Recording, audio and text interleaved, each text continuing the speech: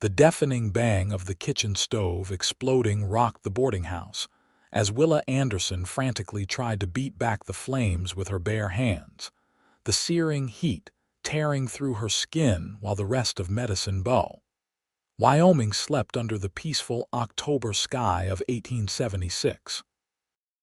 Her screams pierced the night, drawing only one soul from the nearby bunkhouse, a ranch hand who'd arrived in town just days before, his boots pounding across the dirt yard as the smell of burning wood and flesh filled the air.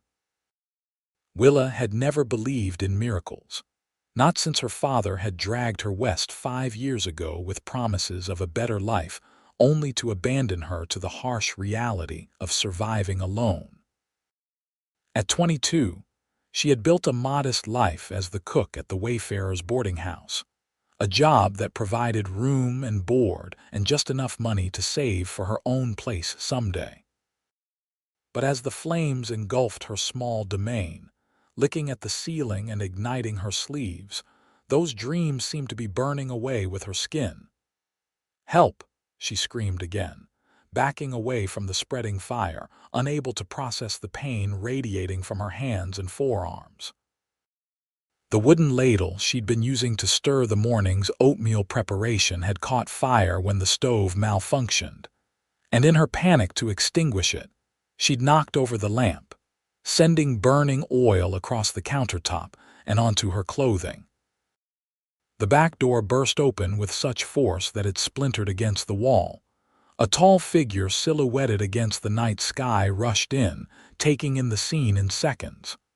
"Get down," he ordered, voice cutting through her panic as he threw a heavy wool blanket over her to smother the flames on her dress.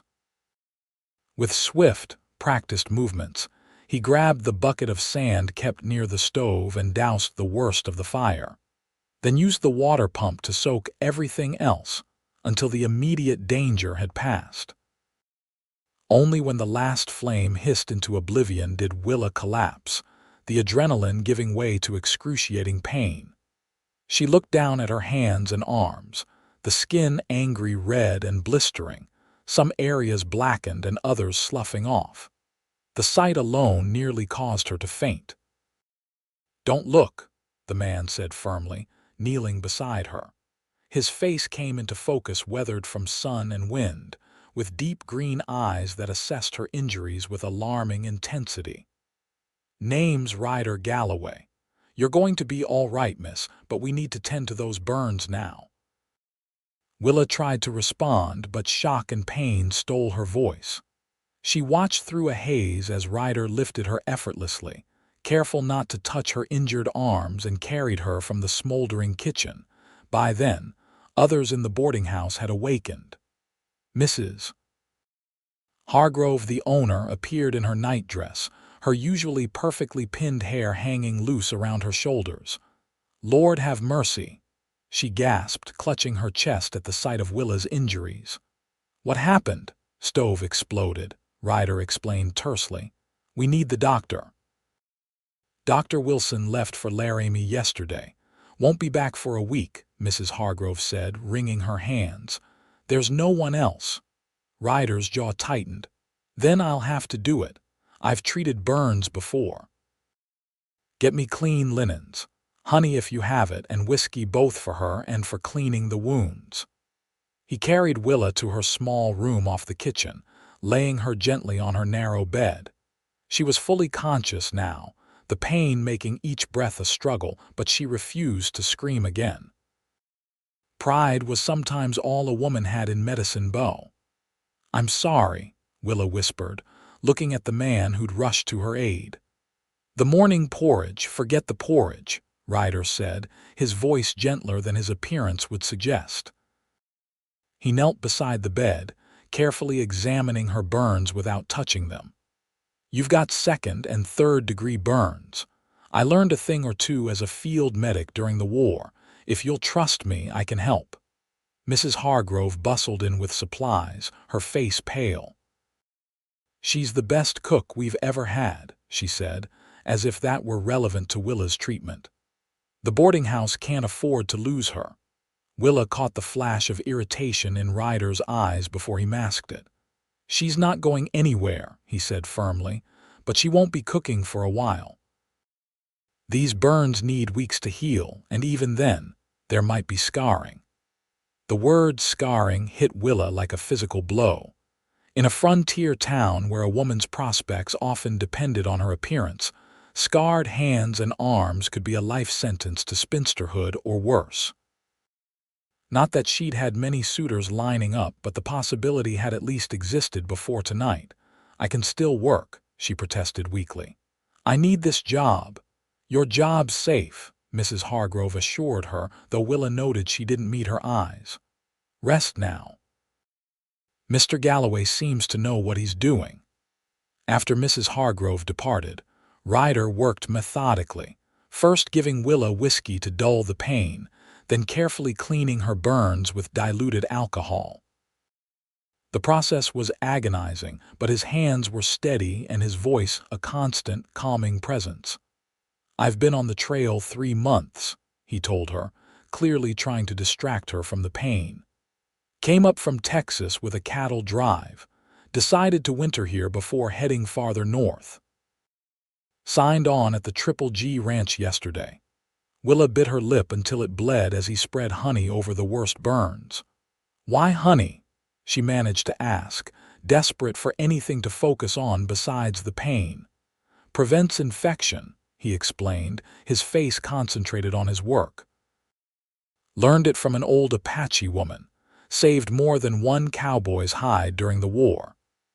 He began wrapping her arms in clean linen, his touch impossibly gentle for a man with such large, calloused hands. "These bandages will need changing twice daily. Burns need air to heal, but they also need protection." When he finished, Willa lay exhausted, tears streaming silently down her face. "Thank you," she whispered. Ryder nodded once, his expression unreadable. "I'll be back tomorrow to check on you. Try to rest." After he left, Willa stared at the ceiling, wondering how her life had changed so dramatically in the space of an hour.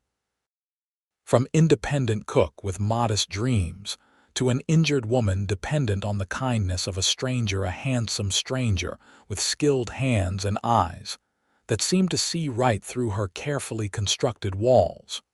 True to his word, Ryder returned the next evening after his work at the ranch. And the next. Each night he would arrive as the sun set, carrying fresh supplies, honey from the general store, clean bandages, and occasionally wildflowers that he claimed just happened to be growing along the way. By the third night, Mrs.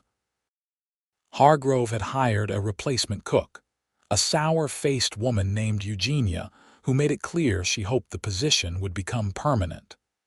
Willa could hear her clattering around in the kitchen, deliberately making noise to remind everyone of her presence.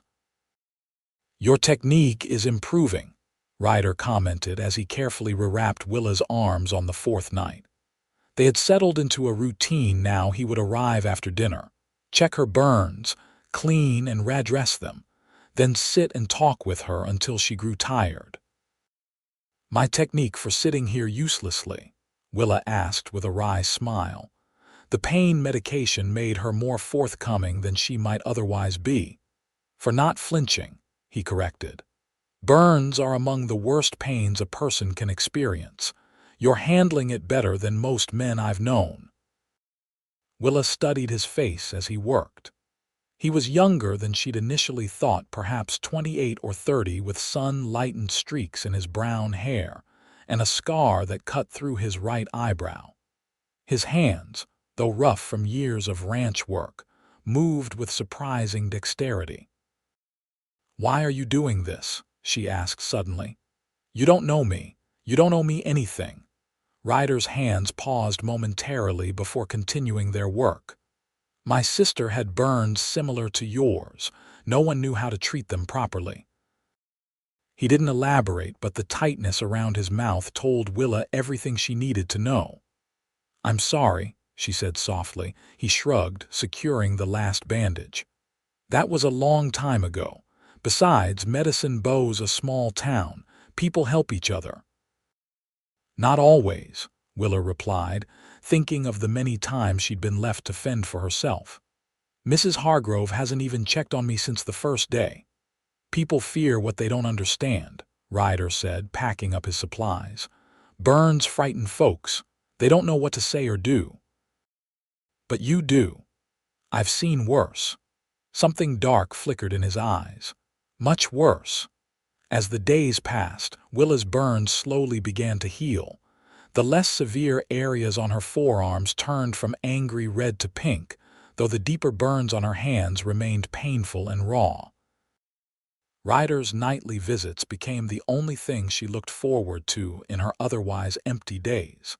He began bringing her books from the small lending library in town, reading to her when the pain kept her from holding the pages herself. Sometimes he would describe the countryside he'd ridden through that day, painting pictures with words of mountains still capped with early snow or valleys where wildflowers stubbornly bloomed despite the approaching winter. One evening in her second week of recovery, Willa finally asked the question that had been bothering her. "Don't you have better things to do than tend to a woman's burns every night?" Ryder looked up from the book he was reading aloud, a dog-eared copy of Sense and Sensibility that seemed incongruous in his weathered hands. "Better than ensuring you don't lose the use of your hands to infection." "No, can't say that I do." "The other cowboys must wonder where you disappear to each night." A slight smile tugged at the corner of his mouth. "They have theories." "I can imagine," Willa said, feeling heat rise to her cheeks that had nothing to do with her injuries. "Let them wonder," Ryder said, returning to the book. Now, where were we? Ah, yes, Marion was being particularly stubborn again. By the third week, Willa could move her fingers with only moderate pain, though the tightening skin made her movements clumsy. Ryder had taken to massaging olive oil into the healing burns to keep the skin supple. "You should be able to return to light duties soon," he said one evening as his fingers worked gently over her palm. "Nothing involving heat or water for another few weeks, but perhaps you could manage inventory or accounts for Mrs. Hargrove." Willa's heart sank at the implication. If she recovered enough to work, Ryder would no longer have reason to visit. The thought bothered her more than she cared to admit. "Mrs. Hargrove seems quite pleased with Eugenia's cooking," she said, unable to keep the bitterness from her voice. "I've heard the boarders complimenting her apple pies." "Her pies are like eating sweetened saddle leather," Ryder said bluntly, "and her coffee could strip paint." The unexpected criticism startled a laugh from Willa. "You've eaten there. Once was enough." He finished with her left hand and moved to her right. "No one makes biscuits like yours. The men at the ranch still talk about them from when you sent that basket over last month." The compliment warmed her more than it should have. "You remembered my biscuits." "I remember everything about you, Willa Anderson," he said quietly, his eyes meeting hers with an intensity that made her breath catch. "From the moment I saw you at the general store, arguing with Mr. Peterson about the price of cinnamon." "You saw me before the fire?" Willa asked, surprised. "You never said anything." "What would I have said? Pardon me, miss, but you're the most beautiful woman I've seen since crossing the Mississippi." That would have gone over well. Willa stared at him, certain he was teasing, but his expression remained serious. "You thought I was beautiful." "I still do," he said simply, returning his attention to her hand. "Burns don't change that." The declaration hung in the air between them, neither acknowledging it further, but something fundamental had shifted. When Ryder left that night, his goodbye seemed more reluctant than usual, and Willa lay awake long after he'd gone, replaying his words in her mind. The next day brought an unexpected visitor, Mrs. Hargrove, who had barely shown her face in Willa's room since the accident. "Eugenia's given notice," she announced without preamble. "Says the kitchen's too small and the guests too demanding. She's heading to Cheyenne on Friday's stage. Willa carefully kept her expression neutral. I see. Dr. Wilson returned yesterday. He says Mr. Galloway's treatment of your burns has been exemplary, better than what he might have done himself. Mrs. Hargrove fidgeted with her cameo brooch. How soon do you think you could return to your duties? Light ones, of course. Mr. Galloway says I might manage inventory or accounts, Willa replied, deliberately using his exact words. But cooking would be difficult for at least another few weeks. Mrs. Hargrove's lips thinned. I see. Well, perhaps we could arrange something temporary. The guests have been asking about your return. Apparently Eugenia's cooking doesn't meet their expectations. The vindication Willa felt was petty but satisfying. I'd be happy to supervise another cook if you can find someone willing to take direction. I'll look into it, Mrs. Hargrove said, already backing toward the door. Rest well. When Ryder arrived that evening, Willa shared the news. His reaction surprised her. Instead of the congratulations she expected, his expression darkened. So she ignored you until she needed you, he said, unwrapping her bandages with more force than necessary. Typical. It's business, Willa said, though Mrs. Hargrove's neglect had hurt more than she cared to admit. I need this job. You deserve better. Ryder examined her burns, his touch gentler than his tone. These are healing well. Another week and you can try some light work, but nothing involving hot water or prolonged use of your hands. I can't afford to be choosy, Willa reminded him. There aren't many options for unmarried women in Medicine Bow. Ryder's expression softened. There are always options, Willa. You just might not have considered them all yet. Before she could ask what he meant, he changed the subject, telling her about the new horses that had arrived at the Triple G ranch. But his words lingered in her mind, a puzzle she couldn't quite solve. 2 days later, Willa ventured from her room for the first time since the accident, determined to at least assess the state of her kitchen. She found it spotless but strangely rearranged. Eugenia had moved everything to suit her own preferences, with no consideration for the system Willa had carefully developed over the years.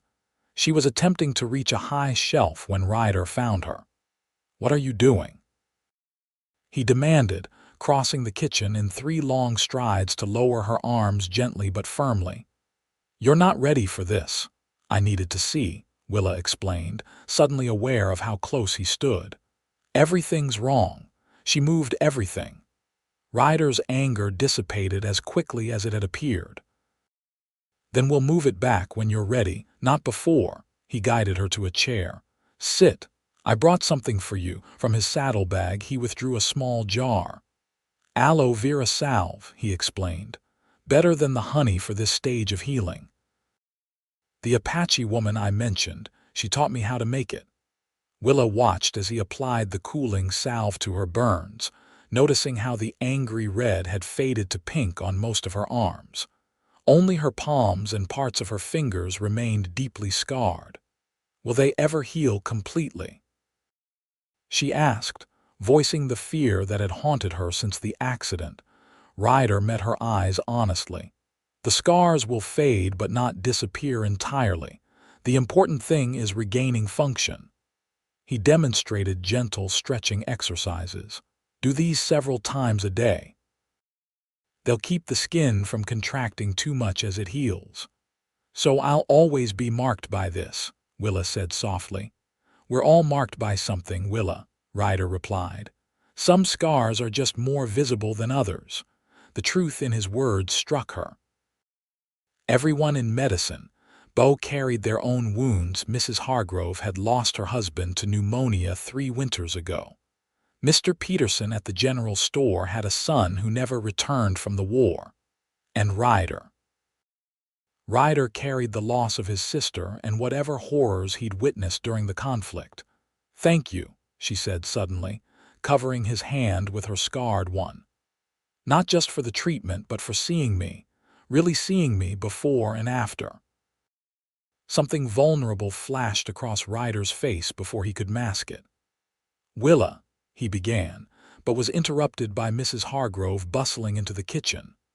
"Oh, Mr. Galloway, I didn't realize you were here," she said, her eyes darting between them and the point where their hands touched. "Willa, I found someone to help in the kitchen temporarily. She'll start tomorrow." "Thank you, Mrs. Hargrove," Willa replied, reluctantly withdrawing her hand from Ryder's. After the boarding house owner left, an awkward silence fell between them. "I should go," Ryder said finally. "Early start tomorrow. We're moving cattle to the winter pastures. Will you still come tomorrow evening?" Willa couldn't keep the anxiety from her voice. His expression softened. "Every night until you tell me not to," he promised. "These burns still need tending after all." But they both knew his visits had become about much more than medical care. The next 3 weeks established a new routine. During the day, Willa supervised Betsy, the young woman Mrs. Hargrove had hired to help in the kitchen. Betsy was eager to learn but inexperienced, requiring constant guidance that stretched Willa's limited patience and energy. Each evening, Ryder would arrive, often bringing small gifts: a ribbon for her hair, a sprig of late-blooming wildflowers, once even a kitten he'd rescued from a drainage ditch. "For the mice in the kitchen," he'd explained, though they both knew the boarding house had no rodent problems.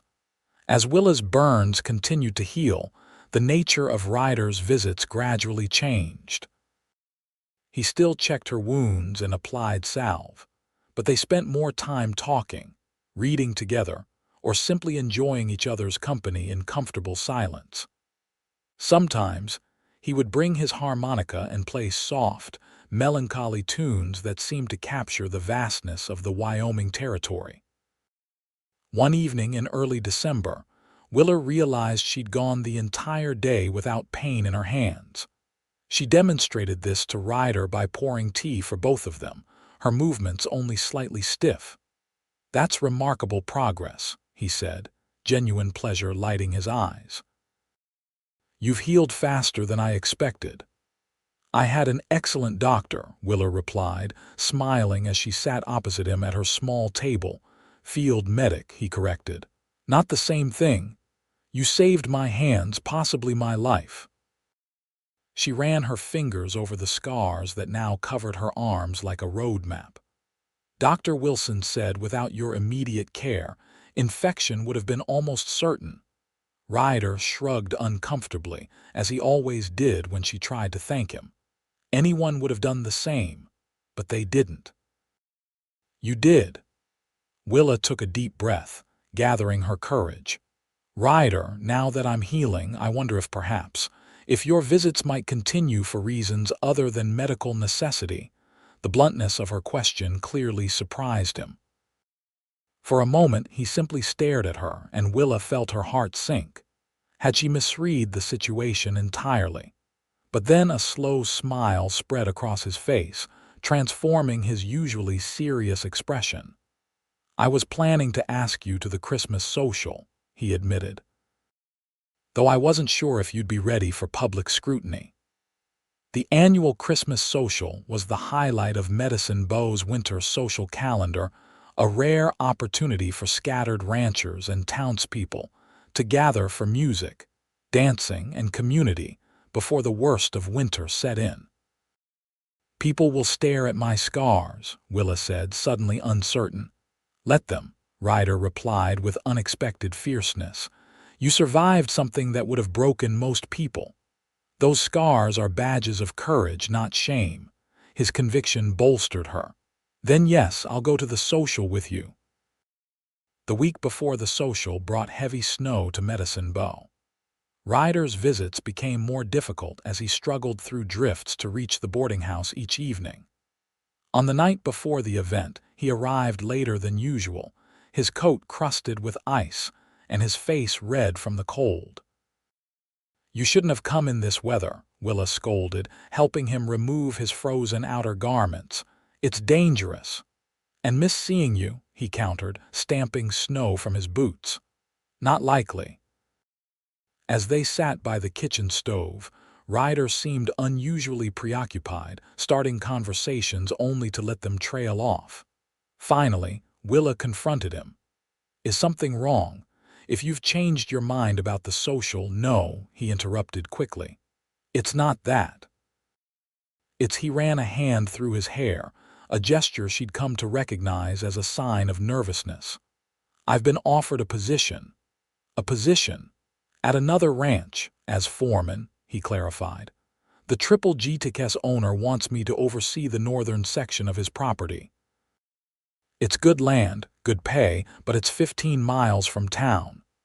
The implications hit Willa immediately. 15 miles was too far for nightly visits, especially in winter. She might see him once a month at most.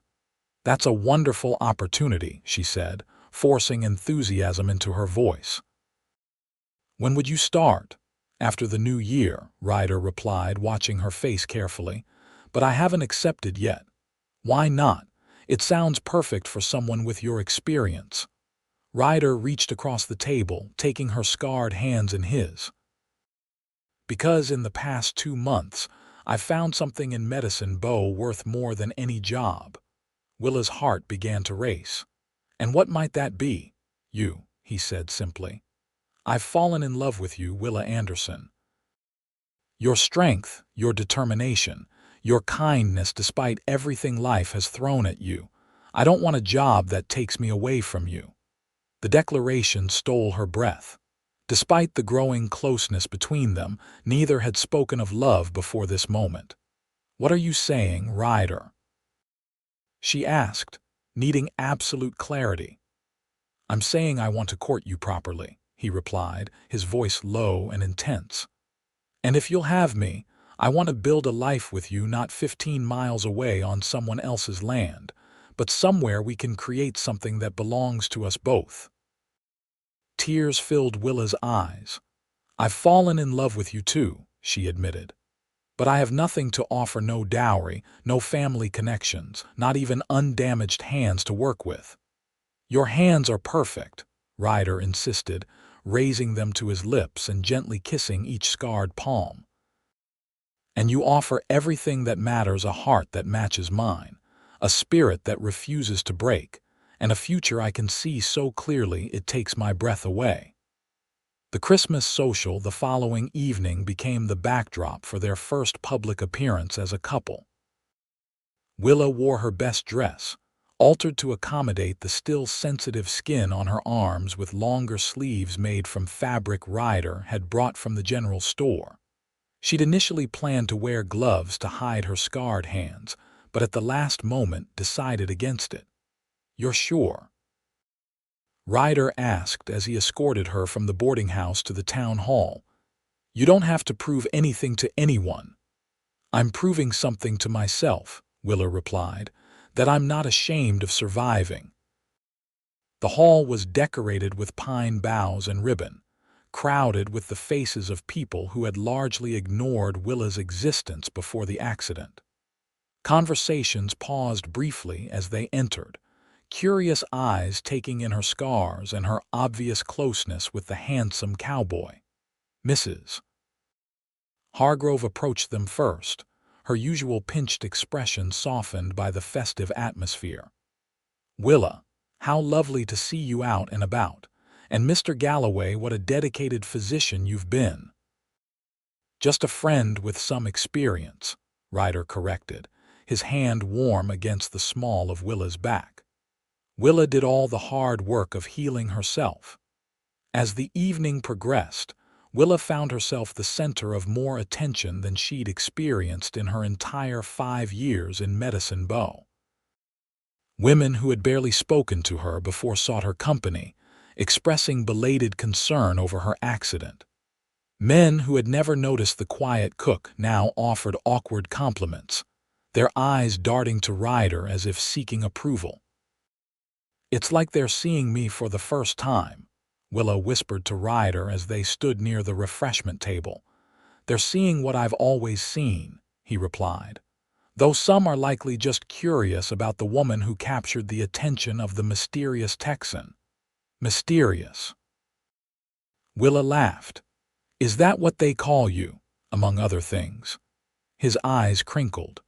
Mostly because I keep to myself, or did, until a certain kitchen fire forced me to reveal my medical talents.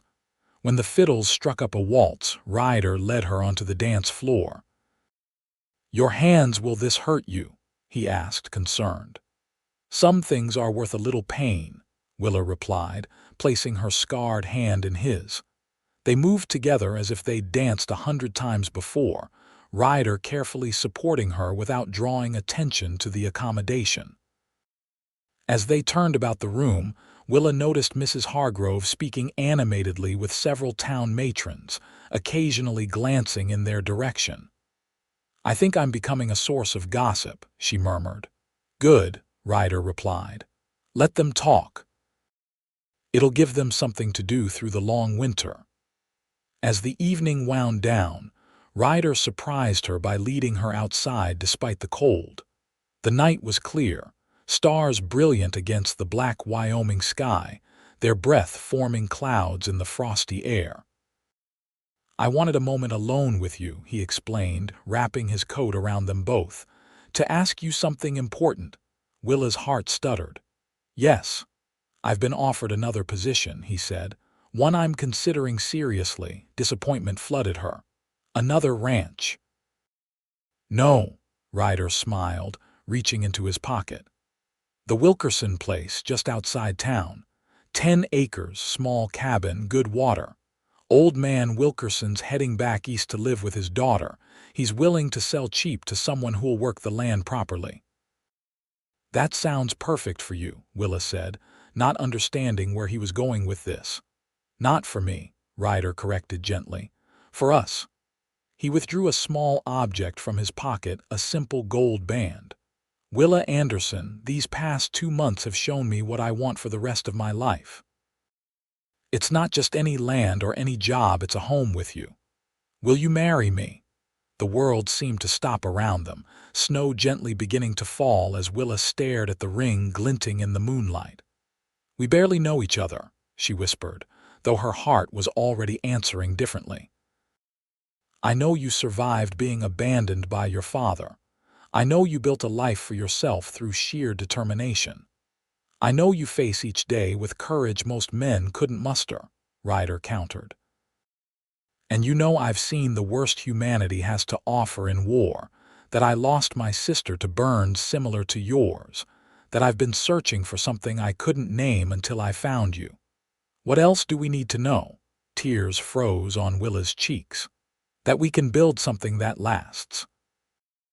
We already have, Ryder said softly. Every night I treated your burns, every story we shared, every moment we've spent together, we've been building our foundation all along. I'm just asking if you want to continue building, with rings and vows and a place of our own.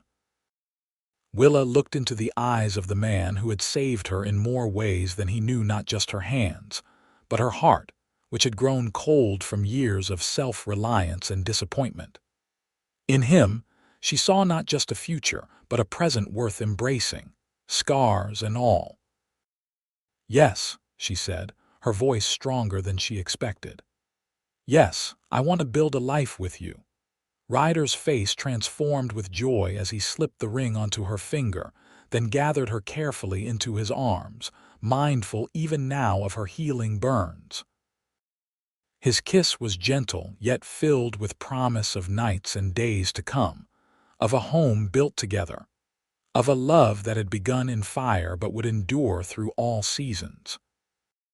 3 days after Christmas, with snow blanketing Medicine Bow in pristine white, Willa and Ryder were married in the small church on Pine Street.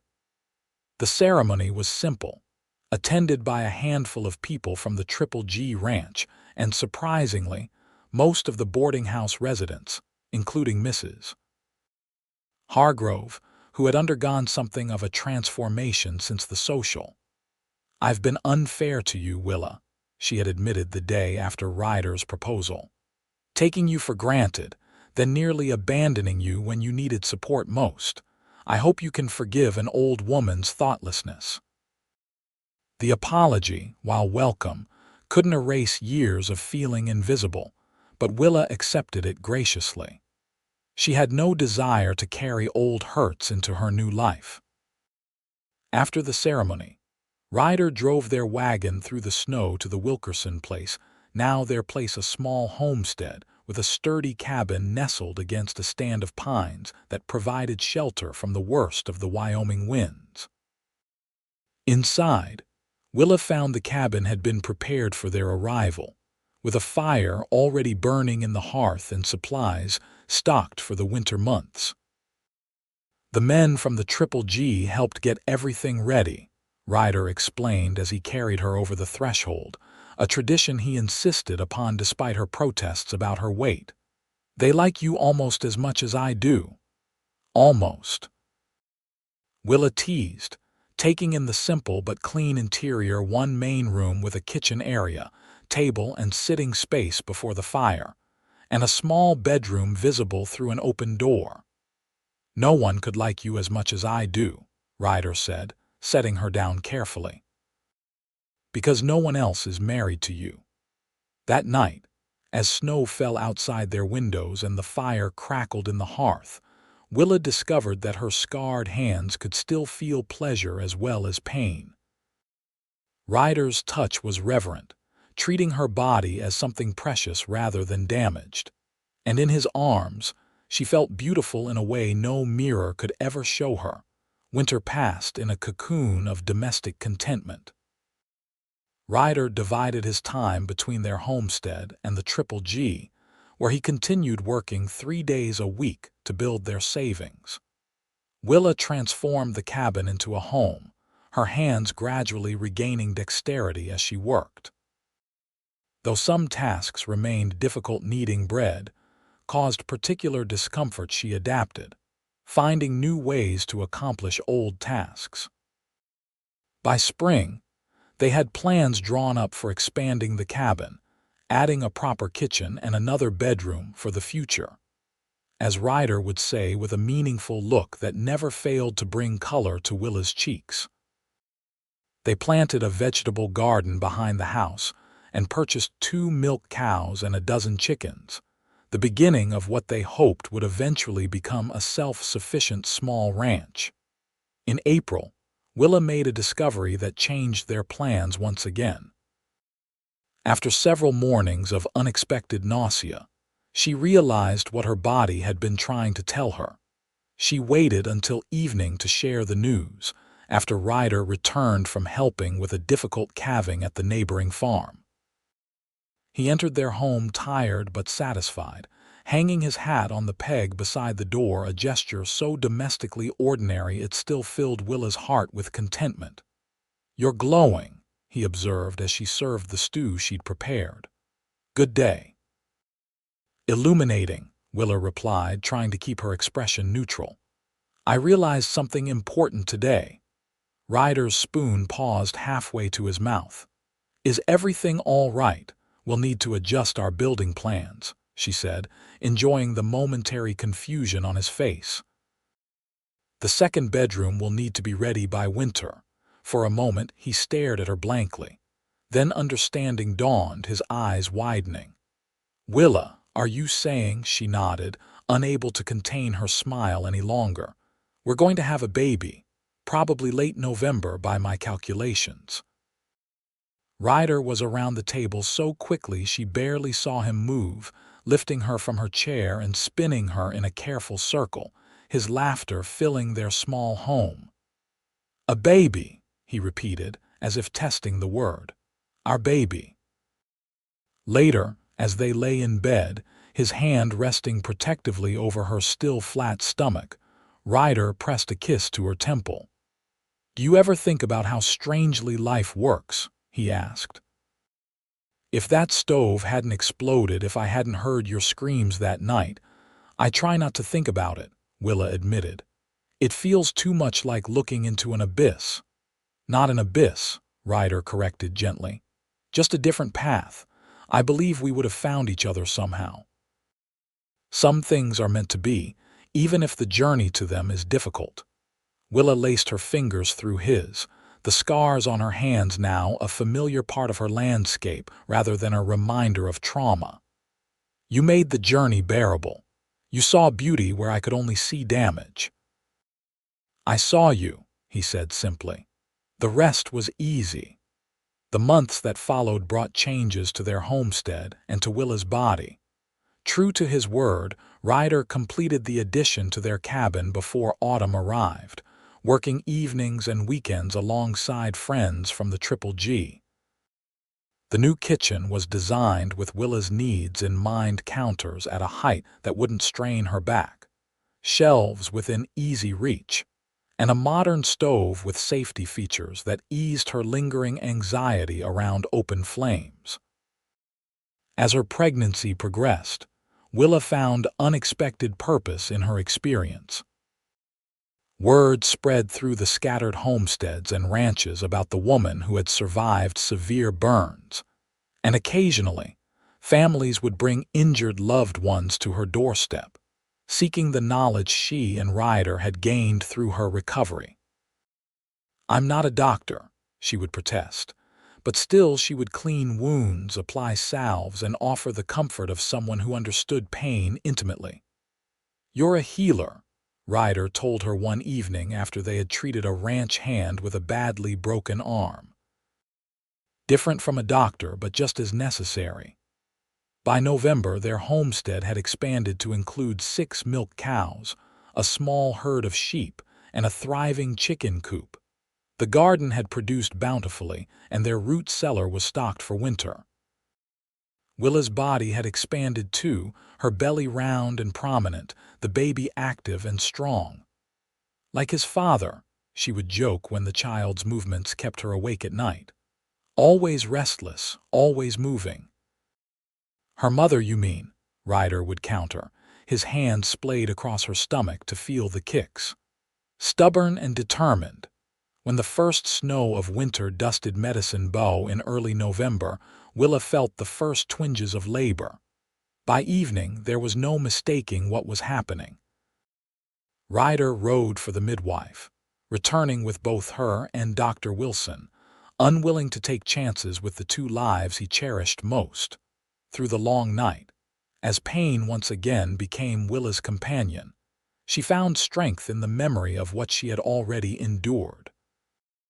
"If I survived the fire," she told herself during each contraction, "I can certainly bring this child into the world." As dawn broke over the eastern horizon, painting their bedroom in soft golden light, their son entered the world with a lusty cry that immediately captured his father's heart. "A boy," Dr. Wilson announced, placing the infant on Willa's chest. "A fine, healthy boy."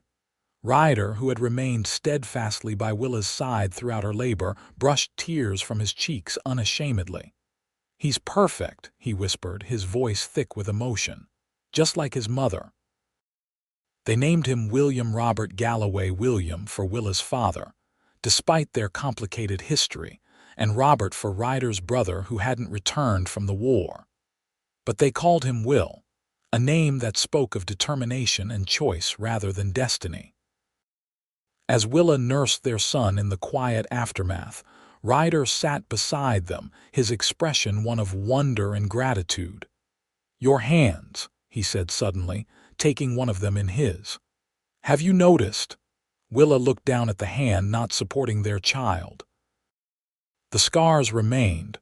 Of course they always would, but in the months of pregnancy, something unexpected had happened.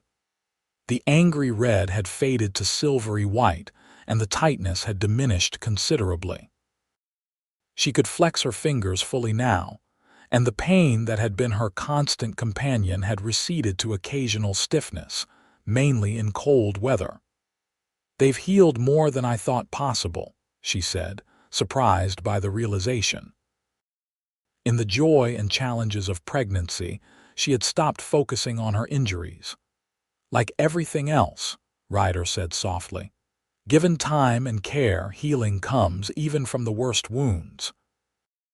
Will grew quickly that first year, a sturdy boy with his father's green eyes and his mother's determined spirit. By his first birthday, He was toddling around their expanded cabin, kept safely away from the stove by a wooden gate Ryder had constructed. That spring brought another surprise and unexpected visit from a man Willa had thought never to see again. She was hanging laundry in the yard, while playing with blocks nearby, when a weather-beaten wagon pulled up their drive. From it descended an older man, his once familiar face now lined in gray.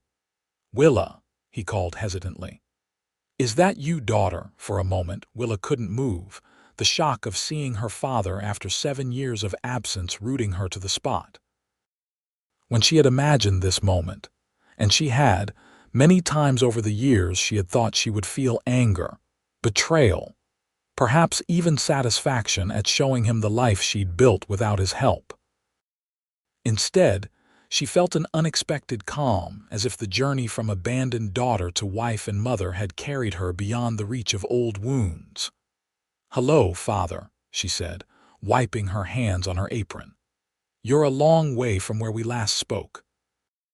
Martin Anderson climbed down from his wagon slowly, the movement of a man whose body had seen hard living.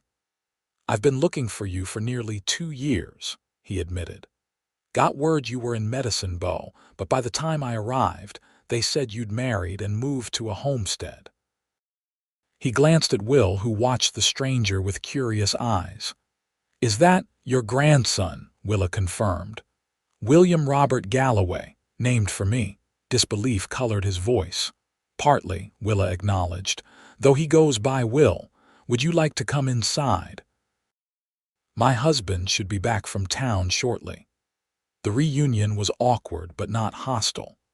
Martin explained that after leaving Willa in the care of a family friend, who had promptly abandoned her, as well he had traveled to California seeking gold. Finding none, he had drifted through various territories, working when necessary, drinking when possible, until illness and age forced him to reconsider his choices. "I want to make amends," he said, his voice rough with emotion. "I know I don't deserve forgiveness, but I'd like the chance to know my daughter again, and my grandson."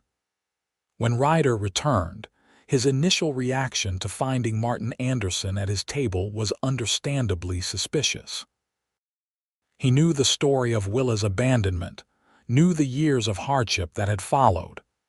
"Mr. Anderson," he said stiffly, positioning himself protectively near Willa, "this is unexpected." "My father's looking for work in the area," Willa explained, her hand on Ryder's arm both restraint and reassurance. "Somewhere he might board as well." Ryder's eyes met hers, a silent conversation passing between them. "Are you sure?" his look asked. "I need to try," hers answered. "The Triple G might have something," Ryder said finally. "They're short-handed with spring calving. As for board," he hesitated, glancing at Willa. "We have the storage room off the kitchen," she said. "It's small, but it would do until you find something permanent." Martin's eyes widened. "You'd have me here, after everything?" "Not for my sake," Willa said honestly. "For Will's. Every child deserves to know their grandparents if possible." She didn't mention Ryder's parents, both gone before she met him, or her mother, who had died when Willa was too young to remember. But there would be conditions. By summer, Martin Anderson had proven himself more reliable than Willa had dared hope. He worked steadily at the Triple G, contributed to the household expenses, and spent his evenings whittling toys for Will, who had taken to his grandfather with the uncomplicated acceptance of the very young. The small storage room became his permanent residence, an arrangement that gave both Willa and her father the space to rebuild their relationship slowly. One evening, as Willa and Ryder sat on their porch watching Will chase fireflies with his grandfather's help, Ryder took her scarred hand in his. "Are you happy?" he asked, the question seemingly simple but layered with meaning. Willa considered the path that had brought her to this moment, the pain and loss, the unexpected second chances, the love that had grown from the most unlikely beginning. "Profoundly," she answered, leaning her head against his shoulder. "Though not because everything is perfect. It's not, and it never will be." She glanced at her father, who was showing Will how to cup his hands gently around a captured firefly. "But I've learned that happiness doesn't require perfection. Just healing, forgiveness, and the courage to keep building, even when the foundation seems damaged beyond repair." Ryder pressed a kiss to the top of her head. "Like treating burns," he murmured. "One day at a time, with patience and faith that what seems destroyed can still nurture new life." As the Wyoming sunset painted the land in gold and crimson, Willa thought of the fire that had nearly taken everything from her: her independence, her livelihood, possibly even her life. Instead, through pain and perseverance, it had given her a new beginning, a family built not from obligation but from choice, and the knowledge that even the deepest wounds could, with time and tender care, become part of a beautiful, resilient whole. "One day at a time," she agreed, watching as Will's laughter echoed across their homestead, a sound as healing as any medicine. "Though I think we're doing rather well so far." By the time Will was 5, the Galloway homestead had expanded to 30 acres, with a small but respectable herd of cattle alongside their other livestock. Ryder had earned a reputation as one of the most knowledgeable ranchers in the area, often consulted on matters of animal health and breeding. Willa, meanwhile, had developed her own unexpected calling. What had begun as occasional assistance to injured neighbors had evolved into a more formal role as Medicine Bow's unofficial healer. Dr. Wilson, recognizing her natural aptitude and knowledge gained through her own recovery, had begun sending patients to her for long-term care and rehabilitation, particularly those with burns or complex wounds requiring extended treatment. "You have a gift, Mrs. Galloway," he told her when bringing a young miner with severely burned legs to their home. "You understand healing in ways medical school can't teach." Willa had converted one of their new additions into a treatment room, stocked with salves, bandages, and remedies both traditional and those learned from Ryder's Apache connections. She never charged for her services, though families often paid in goods: fresh meat, handmade quilts, labor around their expanding property.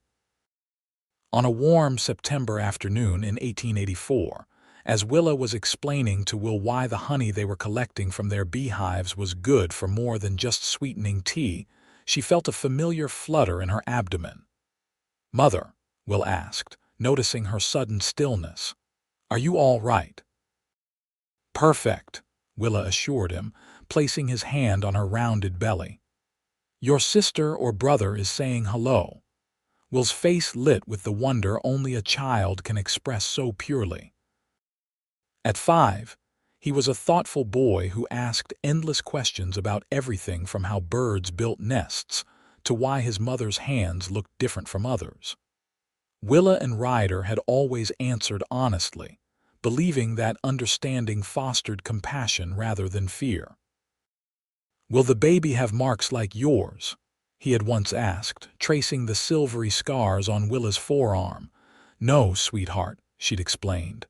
"My scars came from an accident before you were born. I like them," he declared. "They're like maps." That evening, as Willa prepared dinner with Will's enthusiastic assistance, Ryder and Martin returned from town with supplies and news.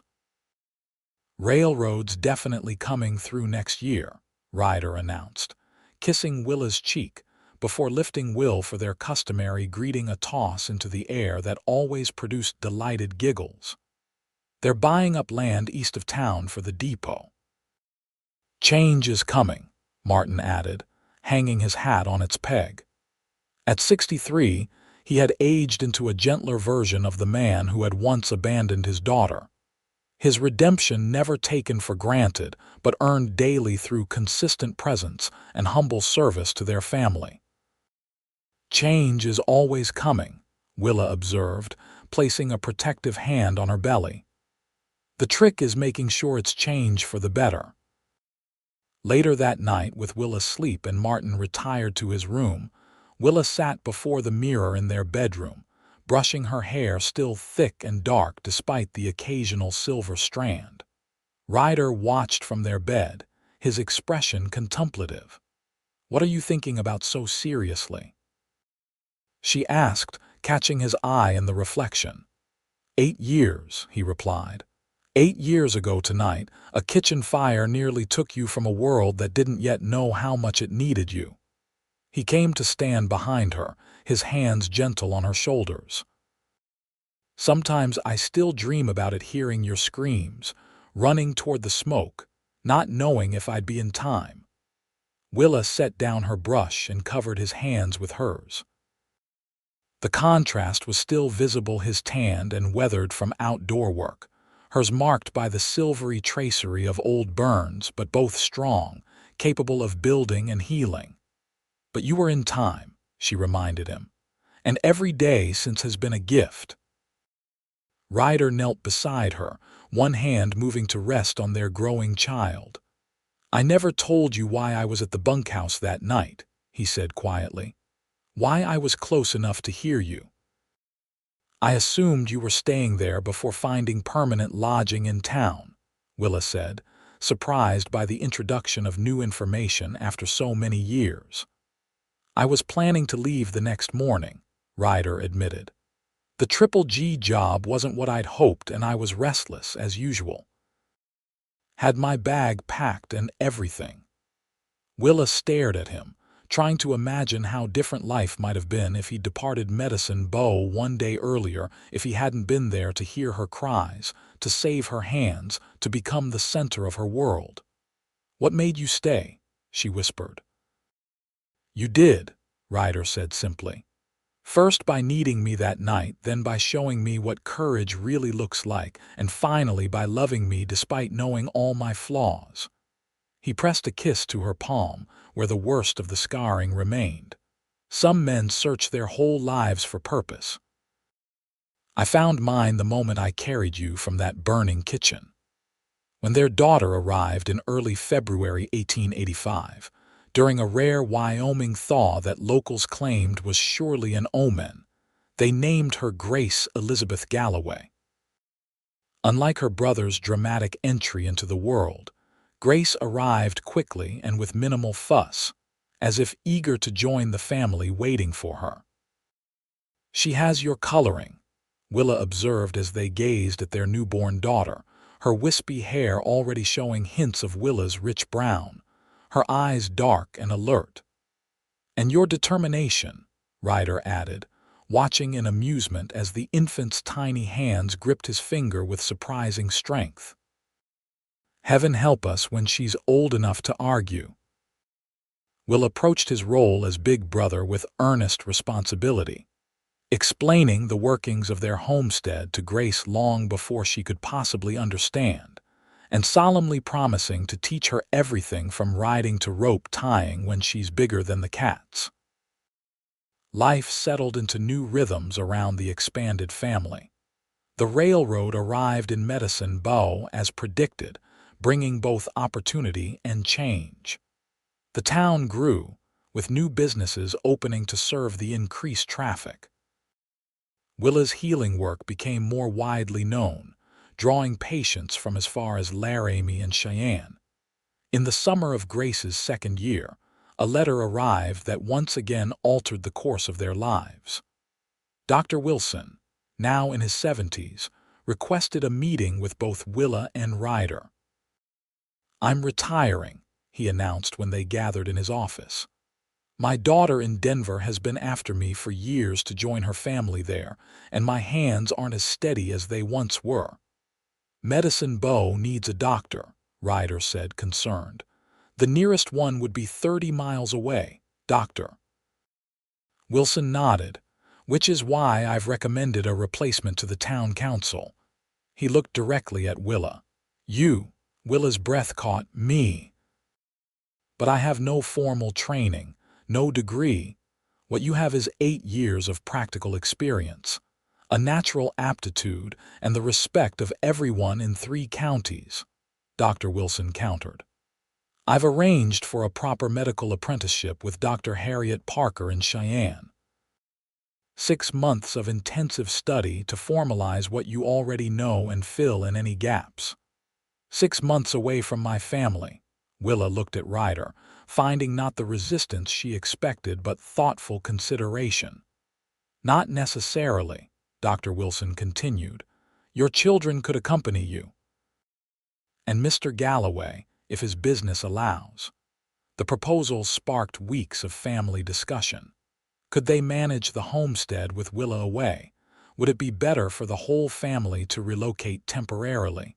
What would this mean for their future? "You should do it," Ryder said one evening as they sat on their porch, watching Will and Grace chase each other through the tall grass. "Medicine Bow needs you, and this is work you were meant to do." "Our family needs me too," Willa protested, though the idea of formal medical training called to her in ways she couldn't fully articulate. "We'll manage," Ryder assured her. "Your father can help with the homestead. I can travel back and forth." The children would benefit from seeing their mother pursue something meaningful. In the end, they compromised. Willa would go to Cheyenne for the apprenticeship, taking Grace with her while Will remained with Ryder and Martin, continuing his education at the local school. Ryder would visit every other weekend, bringing Will along to maintain the family connection. The 6 months passed both agonizingly slowly and surprisingly quickly. Willa absorbed medical knowledge with the same determination she had once applied to healing her own burns. Dr. Parker, one of the few female physicians in the territory, proved a demanding but excellent mentor. "You have an intuitive understanding of pain management that most doctors never develop," she observed after watching Willa work with a patient. "That alone makes you valuable, especially on the frontier where comfort is often considered a luxury rather than a necessity." When Willa returned to Medicine Bow in early 1888, she did so not just as a mother and wife, but as the town's new official medical practitioner. The town council had converted the rear portion of the general store into a proper clinic, complete with an examination room, a small surgery, and a recovery area with 2 beds. "It's not fancy," Mayor Peterson apologized during the informal opening ceremony. "But it's a sight better than bleeding to death waiting for the doctor from Laramie." Willa surveyed the simple space, thinking of how far she had come from the frightened, burned young woman of 8 years ago. "It's perfect," she said honestly, "and we'll improve it as we go along." That evening, the Galloway family celebrated Willa's new position with a special dinner at their homestead, now expanded to include a spacious dining room that could accommodate not only their family, but the friends who had supported them through the years. To Dr.